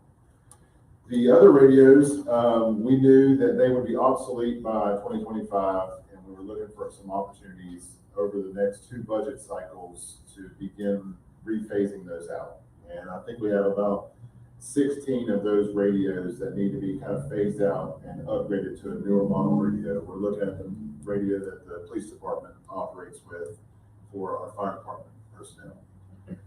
We were shocked, surprised, dismayed, and awed by Motorola about a week ago that they are advancing this 2025 protocol. And the way that they're advancing it is that the radios that we currently have, we have an inventory of 29 of these radios. They are going to authorize the ability to reprogram those radios, but for a cost of $425 a piece. And if we don't purchase those $425 a piece software packages before December, they are not going to support nor sell any more of those upgrades between December and 2025. So we're stuck between purchasing new radios at $3,000 a piece or upgrading our very good radios that can last another 8 to 10 years at $425 a piece. And unfortunately, that's one of the issues that we face when Motorola really, in my opinion, has a monopoly on the market when it comes to public service radios. So really what this does is it does 2 things. One is we have found a extremely robust deal on these radios that we need to replace. So the 16 radios that we need to replace, instead of paying the full market value of $3,000 a piece, we found a company that is doing warranty refurbishments around $1,000 a piece, and then the $425 for the 29 radios to have those flash before December, so we can keep that good asset and keep it rolling forward. So I hate to bring you some bad news with some good news. It did not sit well with us, and I know it's not sitting well with a lot of the other agencies in our community that thought they had radios that they could use up until 2025 with this relicensing agreement that are now going to have to be somehow handled mid-budget cycle right here before December. It's 35-7 will purchase 16 new ones and update all the existing. Yes, sir. So to update all 29 of the existing and then the 16 new. And so we thought we had some time to do that, but now that we've got our hands on this supplier, we want to see before anybody else also finds out that we have, that they have until December to make a move. This supplier was able to lock us in at that price through the end of the week so that we could discuss it with council and see if it was something that you might consider using. Chief, does that affect your apartment at all? Theirs were up here when we took care of theirs. So when I hear about something coming up, usually that spreads over a lot of people. And just to kind of give you guys a rundown on this, again, this one has been approved, but the money has not been moved. These 2, obviously, he's proposing today, with interest. what would still be left if we do want to move forward with these two would be right at 227.5. When we first started receiving those funds, there was a statement made, I thought, it had to be spent within a certain length of time. Is that still active or? We've got until, a little bit over a year, so we've got until December of 2024 to spend the funds. But have we technically spent their money and we're just accounting for this? Technically, but we're probably going to get audited, and it's going to be a better judgment factor for us to have all of these dollars gone before the end of December 2024. I don't transfer them out of that special revenue fund until you give me the go-ahead. So in the eyes of the auditors, no, that money's still sitting there and has not been expensed. But we have time to do that, so we were not in a rush. And I wanted to, for auditing purposes, I wanted to have an exact reason for each transfer. Going back to. When our current refurbished radios expired, good to remember that other dealers if there is any.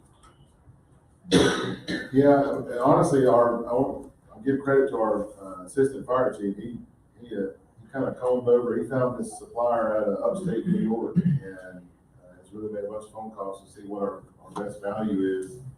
They ended up buying one just to make sure that it was legit, and it's been a pretty robust radio. So it's the same model that when the police department upgraded theirs earlier this year, it's that same model, and it's been really good. Battery life seems to be working really good on it. It's got good dexterity. You guys have had great success with those too. Any other comments, questions, council?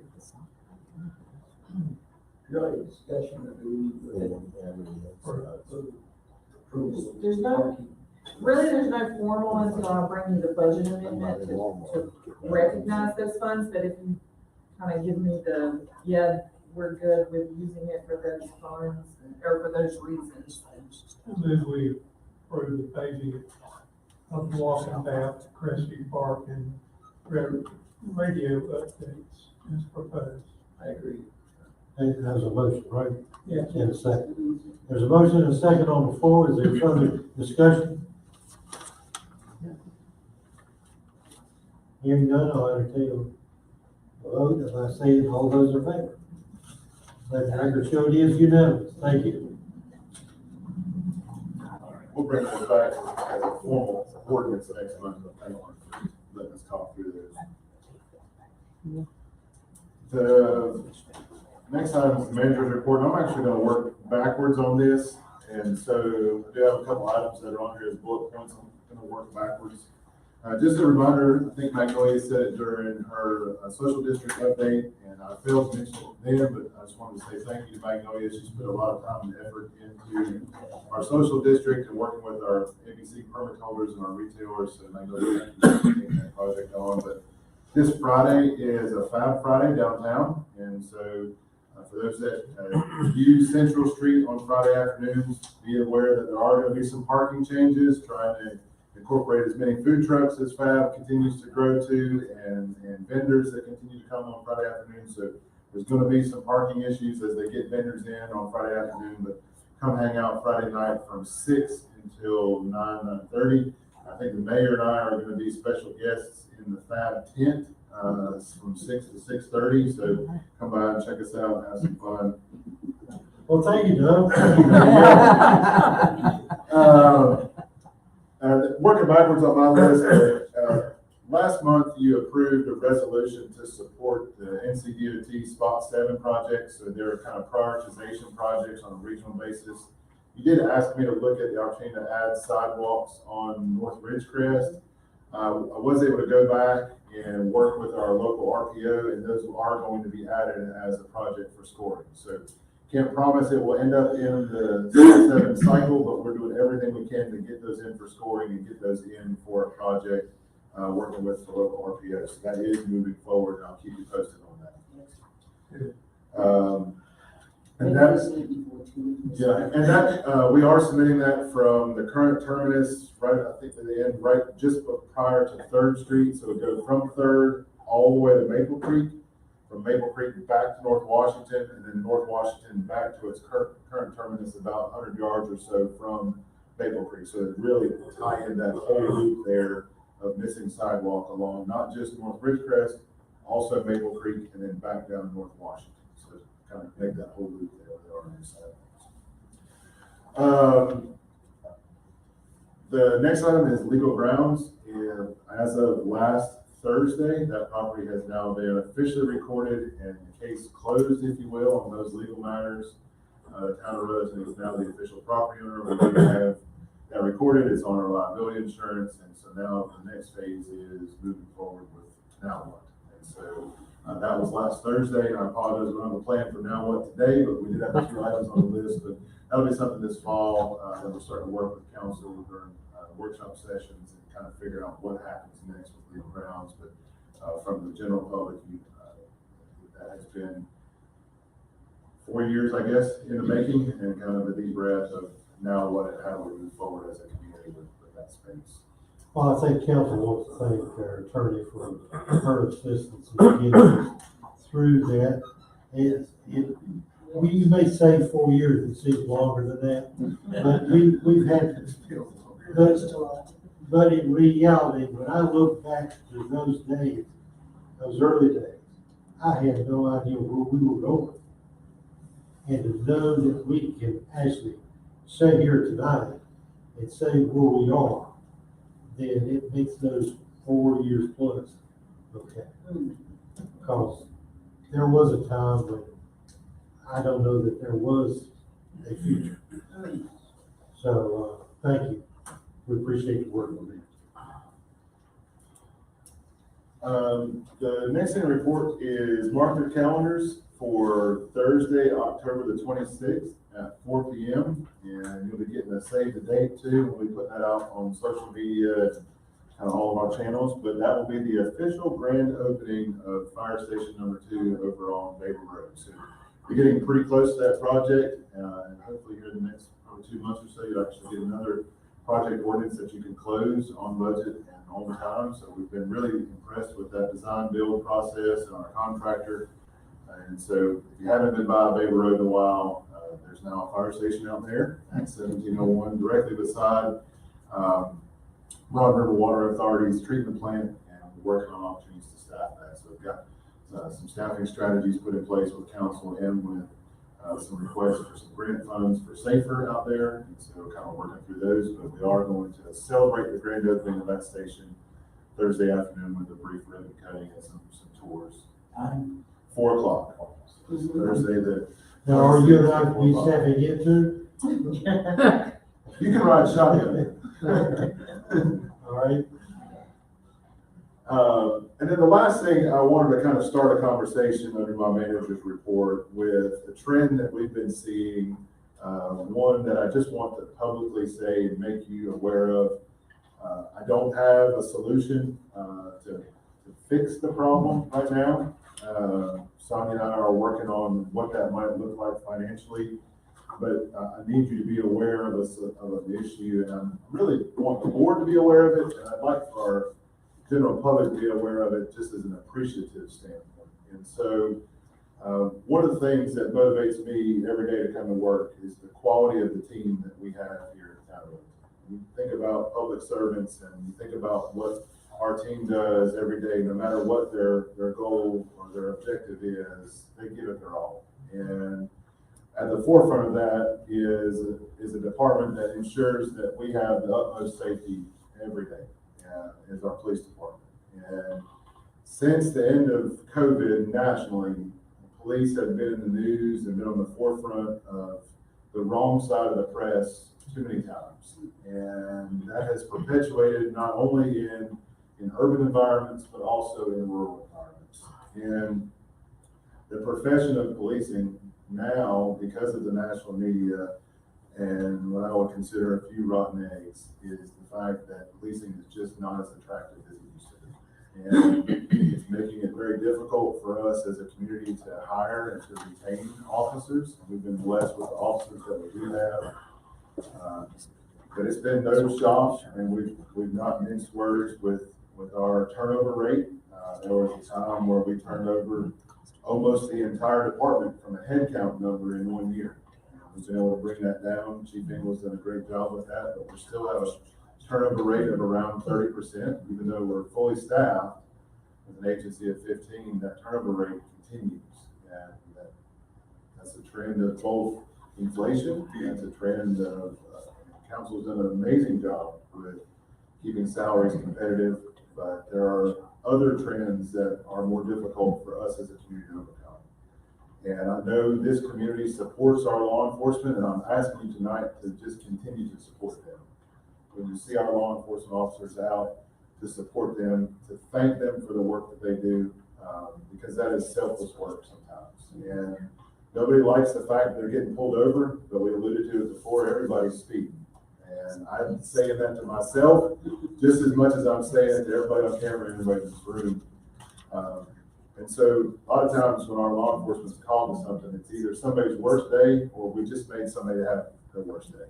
And so that's usually not the best customer service interaction, even though our guys and girls do a fantastic job. But what I wanted to bring to you tonight was the fact that we are going to have to look at a strategy to help our police department grow. Because of turnover, because of factors to continue to keep our craft well staffed, well trained, and training opportunities. We have struggled since COVID to ensure that we keep our minimum staffing. We have always kept our minimum staffing levels staffed. We have never had an opportunity where our police officers have been put in danger. And I want to thank Chief Ingle and his entire team, because over the last 24 months, when we look at our schedule, people that were scheduled to work those scheduled positions, only 40% of the time over the last 24 months, the people that were originally scheduled to work that position were able to work that position. So whether that was out from workers' comp, whether it was out for a vacation, a sickness, turnover and lack of having somebody in that position because they were in DOT or we just didn't have somebody there. So that meant that 60% of the time we had somebody else coming in, either on overtime, on callback, or comp time, filling in those positions to ensure that we kept our minimum staffing. And I don't want that to be under-recognized by our team. They have done an amazing job making sure that we do that. But I say all that to say that we're going to have to look at a strategy to find some additional staffing, not to move our minimum staffing up, but to have a larger pool of officers to ensure that when we run into issues like this, continue to move forward, that we have the ability to staff those positions. I don't have the answer to that magic bullet right now, but myself and Chief Ingle and Sonia are working towards some strategies. I really just wanted to kind of bring it to your forefront, let you ask any questions. We're digging into this too. It's something we've been watching and feeling. And we thought we might be at a cusp of seeing that trend start to come down, but it continues to kind of stay at those levels. And I wanted to publicly thank our police department for stepping up, because that means some people are coming in when it's not their shift. And I want to be cognizant of the fact that I don't want to burn out and lose our quality officers that are coming to do that. And how do we look at ways to continue to grow the police department? So Chief, I just want to say thank you to you and everybody that we work with day in, day out, and know that we are taking the strongest charge. Thank you, sir. Moving on to department and committee reports. Information only. So those are provided for you. If you have any questions, we'll be glad to answer them. Any questions, comments from council? Hearing none, we'll move on. I think we're happy, aren't we? All right, it's my understanding that we do not have a need for a closed session, so. Any final comments from council? I can hear that. There's a motion on the floor. We adjourn. Is there a second? Second. All those in favor, stand up. Thank you. Thanks, everybody. Appreciate it. Meeting you. We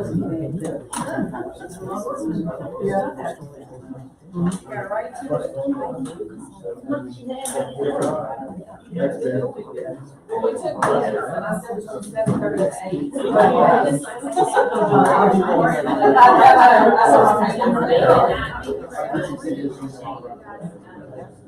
Trusting us and allowing us to do this. And I think it's gonna turn out to be a huge project. Thank you very much. We're not gonna let that school. We're gonna do that in that church. Thank you for all that.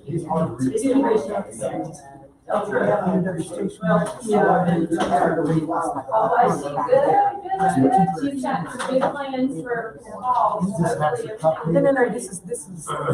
this is the old, no, this is the old. Excuse me, guys. Okay.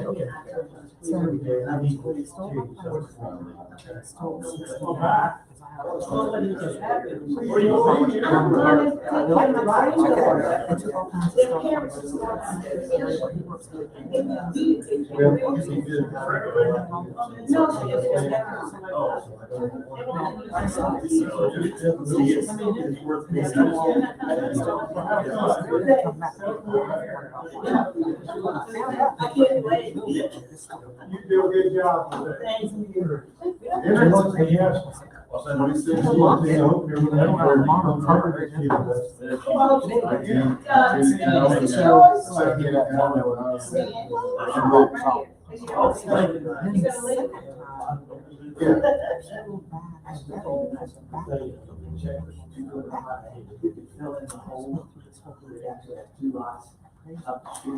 They're dirt neutral, so they don't have any extra dirt. Trying to get some. How you doing? I'm good, how are you doing? Good to see you too. They claim they're, once they get the bridges. Hopped in on Letty's for about All teams in here and they're dirt. months. Probably won't Yeah. do for another one. Well, it's good to kind of keep your finger on the pulse, what's going on? There you go. Good to see you.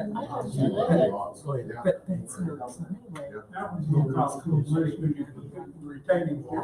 Say how you feel.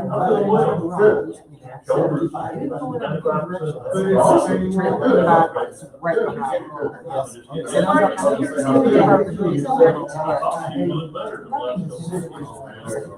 It's amazing. That warehouse back there behind the store. It's a business district. Anybody see it, you drive down the road? So. You'll be all right. That value. Yeah.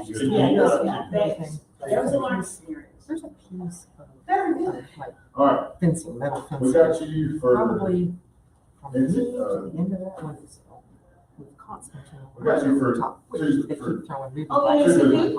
the NAACP Uh-huh. I was and praised You for got- $20,000. Robert Tony, Just to have but we're gonna the share. fence. I know you I will. mean, So she said it was no problem for her to share. the Like, no, what? It'll be the two churches and one. I won't be there anyway. Okay. Well, I'll be there, that's why I won't be Well, there. you'll read. I'll They be said- I'm gonna based. place it on, Yeah. but still fits the purpose of having But thank affordable you. housing. We'll Because appreciate one works that. at the jail, Thank you. two of them is. Yeah, I didn't see you this week, but and if you can't make six, They can't do make that. six to Well, 6:30. but I can't absorb, I'm not Exactly, gonna absorb it, I gotta exactly. place it on. I mean, some of them could be $100, $150 a month. So I didn't hear about there was a meeting over at the Well, clubhouse. not Same night. necessarily. Okay, right. So we went to that, and it And was packed what it house, is, staying room. they, Yeah, so they zoomed the first part of it. I was like, well, you know, that's what we're running. Gosh. high school kids to get training about supervision and. It's like, yeah, well, let me just and translate. I'll tell you what motivation they're for the gonna do. future and And becoming it was really leaders. interesting, At an early age. that the people who did all the real appraisals, they never even came to Rutherford County. They just did it from a computer. Who was going? Was like, it was everything. In fact, I was over the elected first night. And so It it was so was just, true. her talk. And in fact, Just there's a a lot quote of tonight. whole bus full That of got up in the Thomas Jefferson. getting up and voicing their all the way through concerns the and all county, this. one of them. And this It was one there. was, It's just something that the college will offer, let y'all. I'm an LPN, she said, I work 2 jobs just Yeah. to pay It's from my the- rent, my mortgage on my double wide. And she said, when I bought this place, she said, I paid $87,000. And she said, Only thing I've changed is I added a chicken coop. She said, they raised the value of my property to $197,000. That chicken coop ain't worth $97,000. But it just, on one hand, I was dying laughing, but on the other hand, I was like such a salient point. Here's somebody who's already, yeah, yeah. And these poor chicken houses behind. They don't listen to chicken houses. Now I say you do that. You think somebody's gonna buy my house when chickens get already? I just do it because it's my wife's home place. Yeah. Ain't nobody gonna buy that. You think would you buy a house like that if you know didn't even use it was horrendous? You get a break about every 8 weeks. But I ain't had no. I was cutting grass the other week, and I got a regular camper, and then I got a pop up. I'm gonna take the pop up like Chattahoochee. Yeah. Limbo. And then the cover's tore. And I noticed there was some tracks behind the house. And I said, well, I'll drive mom over like that. That's a little wider than one. Well, I was anchor down, so it's coming up, I'm gonna steal the damn pop up. And I had to put on it. They just abandoned the thing. This is. I was prepared to question. We had a specialized trailer, so we didn't have it insured yet or anything. We just bought it from an estate sale. Ken Cobb and anyway, but it's a really special trailer. And I'm just so excited about it. And hey, it didn't get that money for it. We had parked at that little parking pad next to the building across from Copper Penny. Yeah, the one where the but anyway, it was cabled with a big thick stainless steel cable. They cut it, stole it on a Sunday afternoon, broad daylight. We were there in the morning, came back like late that afternoon at 4 o'clock, it was gone. Well, renter in the little house I was telling you about, they went up there. We're right at the railroad track, out on the, Seth Matthews and Jessica. That's Mike McPherson's daughter. Anyway, they live out Centennial. They live out like way off the road. So Lee sat there and he said, I seen a little SUV pull up to their mailbox. And I thought, he's on the front porch, he works 30. He said, well, I guess maybe it's their friends just getting them out. He said, and they left. And I thought, he said, I sat there and he said, a little bit. They must have went out to the Dollar General. He said, they come right by. And shit just flew out the window. And he said, hey, all that. He said, I went down there and Jessica had bought their son some school supplies. It was in an Amazon bag. And apparently it wasn't anything they wanted. It wasn't anything more, so they threw it back out at the mailbox. He said, I went there and gathered it up and took it to them. At least they got their stuff. Yeah. I said, damn, Lee, why didn't you get a picture of their son? He said, well, I'm sitting on the porch and I'm thinking, he said, you don't think about it till it's gone. He said, but they didn't come back and throw it back out the Yeah, I'm mailbox. to the point where I need to put like a ring unit at the house up the road, just to know, like if somebody starts to come up, just say like, hello, can I help you? So it's a good deterrent. I got a camera system and I had an app and they quit supporting the app. So now my camera system's recording, Right. but I can't look at it on my Wi-Fi. Okay. So I gotta either do another. But if somebody robs me, I can pull my unit out of the ceiling, out of the loft and take it to the police department. Right. But I still want to be able to look in, so I gotta get another. But it just depends. Like who it is, if they have any assets, and if they just trash your stuff, and there's like no blood ever turned up to be gone. Because like we had a truck that was stolen out of a parking lot, and they took it. There was somebody who was a convicted felon. They wound up finding it. 90% of the time, Yeah, they wound up finding it. I think it was in Cleveland County, but they had used it to commit 3 other felonies since they stole it, because they kept robbing places and using the truck to load up the stuff. And then we got a notice from the police department. Hey. Sorry.